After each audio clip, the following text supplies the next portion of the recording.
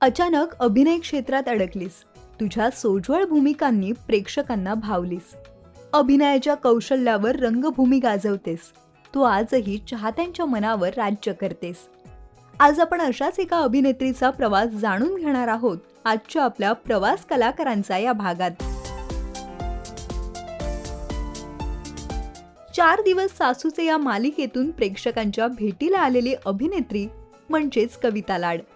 कविता यांचा जन्म 13 नोव्हेंबर 1973 साली ठाणे येथे झाला. त्यांचे शिक्षण हॉली क्रॉस कॉन्व्हेंट ठाणे या शाळेत, तर पुढील शिक्षण जोशी बेडेकर कॉलेज ठाणे येथे झाले. त्यांचं बालपण अगदी मजेशीर गेलं. आईबाबांची लाडकी लेक म्हणून त्यांचे लाडही झाले. कविता या अभ्यासात हुशार आणि बोलक्या होत्या, त्यामुळे शाळेतील विद्यार्थी आणि सर्व शिक्षक त्यांना ओळखायचे. त्यांच्या बालपणीचा किस्सा सांगायचं झालंच तर त्या खेळताना कधीही धडपडल्या नाहीत. स्वतःला इजा होईल असं कधीही वागल्या नाहीत. त्यांना जेवणात डाळ भात आणि फ्राय मासे प्रचंड आवडायचे. 7वी ते 8वी पर्यंत त्यांच्या जेवणात दूध भात, साय भात असं असायचं. पालेभाजी, कडधान्य हा प्रकार त्यांना आवडतच नव्हता. ठाणे कॉलेजमध्ये 11वीचे शिक्षण घेत असतानाच अभिनेते डॉक्टर गिरीश ओक हे आले होते. ते कॉलेजमध्ये आल्याचे समजताच कविता त्यांना भेटायच्या ओढीने नाटकाच्या तालमीच्या ठिकाणी पोहोचल्या. INTR स्पर्धेसाठी गिरीश ओक एकांकिका बसवत होते. त्यातील एका पात्राने काही कारणास्तव काम करण्यासाठी नकार दिला. तेव्हाच तिथे उपस्थित असलेल्या कविता यांना तू काम करशील का असं विचारण्यात आलं. तेव्हा त्या म्हणाल्या, मला नाही येत, मी कधी केलं नाहीये.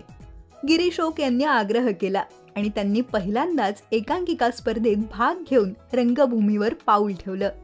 पुढे त्या एकांकिका स्पर्धेत भाग घेत राहिल्या, पण तरीही हे शेवटचं काम किंवा करिअर म्हणून नाही तर सहजच नवं काहीतरी म्हणून त्या काम करत गेल्या.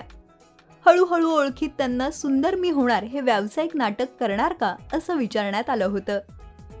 तेव्हाही त्यांचं हेच उत्तर होतं की मला नाही जमत. विजय केंकरे यांनी हे नाटक दिग्दर्शित केलं होतं. विजय केंकरे यांनी कविता यांना अभिनयाचे धडे दिले. दिग्दर्शक जसं सांगतील त्याप्रमाणे त्यांनी त्या नाटकातील भूमिका बजावली. 2001 साली त्यांची गाजलेली पहिली मालिका म्हणजेच 4 दिवस सासूचे ही सुरू झाली. 2003 साली आशिष मेडेकर यांच्यासोबत त्यांचं लग्न झालं. आजही त्या कविता लाड मेडेकर असं नाव लावतात. कविता यांची 4 दिवस सासूचे ही मालिका तब्बल 12 वर्ष प्रेक्षकांच्या मनावर राज्य करत होती. त्यातील अनुराधा देशमुख या भूमिकेने त्यांना खरी ओळख मिळवून दिली. सुंदर मी होणार या नाटकाच्या प्रयोगादरम्यान त्या गरोदर होत्या. तेव्हा त्यांनी रंगभूमीवर हा शेवटचा प्रयोग म्हणून घोषित केलं.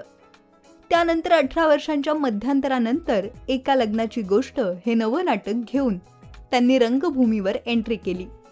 जवळपास या नाटकाचे 850 प्रयोग केल्यानंतर 4 दिवस प्रेमाचे, एका लग्नाची पुढची गोष्ट या नाटकाचे प्रयोग अजूनही सुरू आहेत.